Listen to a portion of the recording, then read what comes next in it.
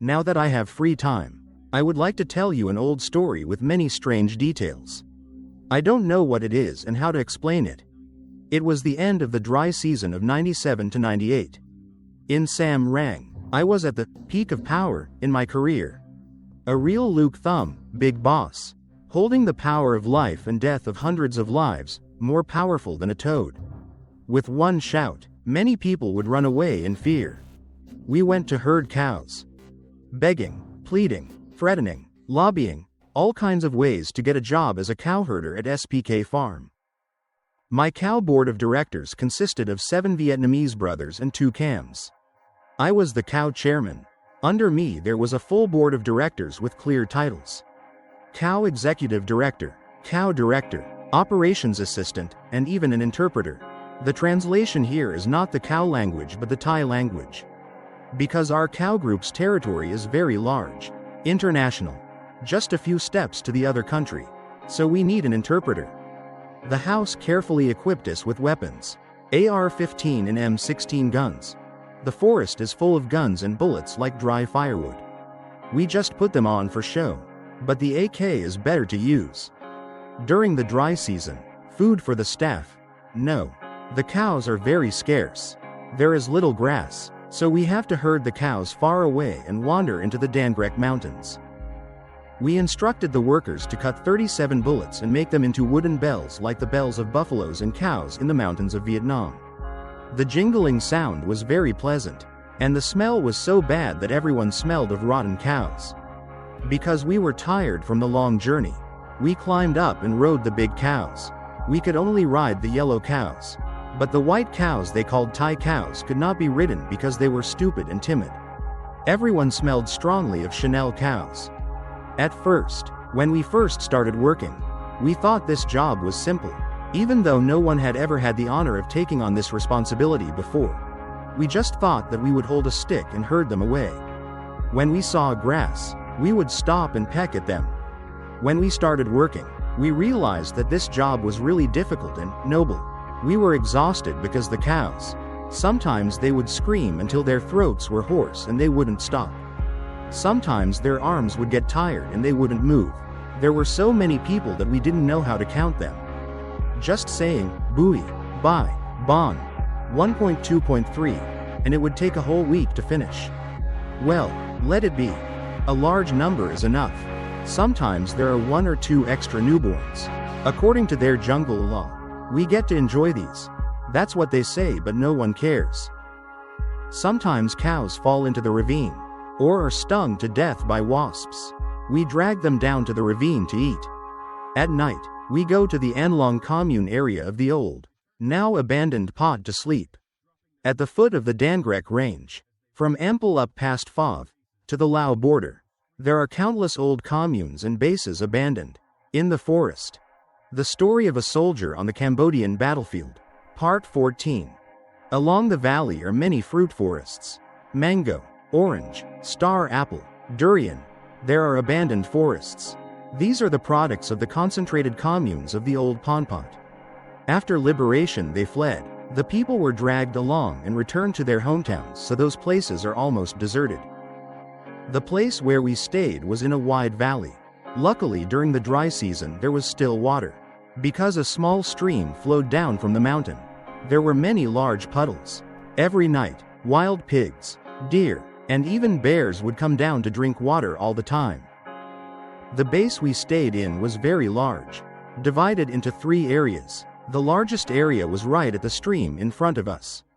A large fruit forest. Behind was the road to the upper areas.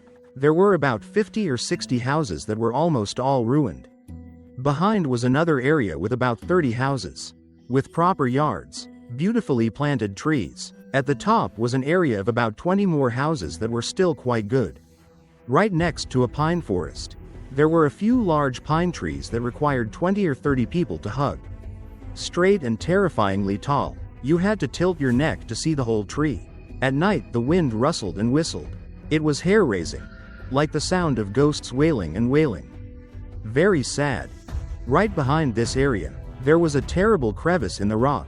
From above, you could see a lot of rotten trees, and white, yellow, gray, Black human bones, all over.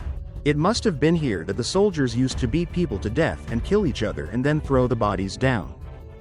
Since this area still seemed the most intact, we went up to sleep, because in the area below, the cows kept ringing bells and making a loud and smelly noise. Many times on very bright moonlit nights, we saw groups of people walking up and down, all black and messy, as if they were carrying something, like ants carrying prey. 2 or 3 days after moving up there, we discovered someone had invaded the command area. We jokingly called this area that. It was a herd of wild goats, about 20 or 30 of them. They got into the area where we were cooking, ate all the salt, and destroyed the kitchen. The leader of this goat company was a big male goat, with thick hair, long horns, and a very cool beard. It was not afraid of us, but stood there looking back fiercely. Perhaps we were the ones who invaded its territory. The dry season goats here cannot be eaten, but if we could, we would have destroyed it. At night, they jumped and wandered around the yard, occasionally bleating, making the whole group jump. We decided to chase these goats away or they would be too destructive. At night, when we heard the clacking and rustling sounds, Elle and I got up with our guns, gently groped out, looked around and saw no one lurking. The 2 brothers went back in. After a while, the 2 brothers split into 2 directions around the row of houses. I went to the left, to the big rock right on the bank of the stream. I saw a black shadow, very big. I guessed it was the big goat. There you are. I knelt down to take aim calmly, but something made me feel strange. I lowered my gun. At this moment Elle also from the right side of the house groped over and mumbled to me. There's no one. Bro. I signaled him to be quiet and pointed for him to observe the other side of the rock. The 2 brothers slowly raised their guns and moved forward gradually. Under the moonlight, right at the edge of the ravine, there was something black. I pointed the gun again, but it wasn't a goat. I didn't know what it was. It wasn't a goat. It looked like a human, but it felt like it had horns on its head. It crawled around like a crab right on the edge of the rock on the edge of the ravine. Seeing me standing still and not firing, Elle approached and asked me in a low voice, "What's wrong?" I gently shook my head. It silently looked, then softly said, "Let me shoot." I said, "Don't shoot yet, Elle, let's see what it was." We believed that thing also saw us, because where we stood the moonlight was shining brightly, and it was only about 10 steps away from it. It suddenly stopped moving, then seemed to slowly stand up straight and silent, as if it was also standing and looking at us, for about a minute. Suddenly it opened its mouth like an open umbrella, and disappeared in the blink of an eye. The 2 brothers were sweating and looked at each other. Elle muttered, "Damn, he's teasing me, bro." I was also confused and thought, if I had known, I would have shot you a few bullets. Suddenly, Elle said, "Hey bro, there it is. Right on the base of the pine tree. A dark shadow was crawling like a caterpillar. Crawling, crawling. I swear it looked like the sloth I often saw on TV." I was so mad that I quickly aimed my gun, pulled 2 shots, and clearly heard the sound of the bullet hitting the tree. After the flash of the bullet, there was nothing there anymore. Hearing the explosion, everyone in the gun store rushed out. The lights were shining, and they were all asking, "What's going on?" I just muttered and told everyone to go to bed. The village elder asked me, "Is he teasing me, bro?" I nodded. 2 days later, 2 cows butted each other. One was standing nearby and was speared by the other 2, causing its horns to be shot in the stomach, unable to save it. We had to give it a humane pill, then butcher it, eat it together. There was some wine soaked with marijuana flowers lying around. The brothers took it out to drink, leaving the cows to graze. We had moved to the lower area since the night I shot. That night when we ate beef and drank alcohol, I had a terrifying experience. We remember it clearly to this day. After the beef was finished, we divided the meat among the group of nearly 10 people chasing the cows, and the remaining parts were gathered into the skin and thrown into the stream for the fish.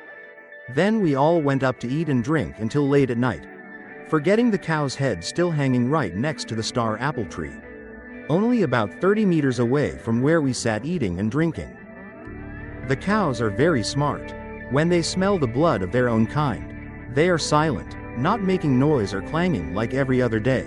but silent, occasionally panting. At about 3 o'clock, I was startled by someone shaking and calling. Waking up, I saw a few guys huddled together whispering, "Bro, it seems like soldiers or something. There are a lot of them," following a guy's hand. I asked softly, "Where?" He said, "The yard where the beef is." I was a bit worried. That was the empty space where they would find it to be a target for the sharpshooters in here. But still carefully, divided into 3 groups. 2 groups observing the sides and supporting the middle group. Cows out to the yard. I crawled first. TLTH crawled next.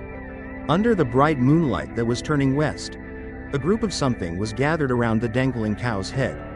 It looked like a human but was black, raising its arms and its neck tilted back as if its face was catching rainwater. All of us were stunned. Lying still observing. "Oh my God. Don't know what it is.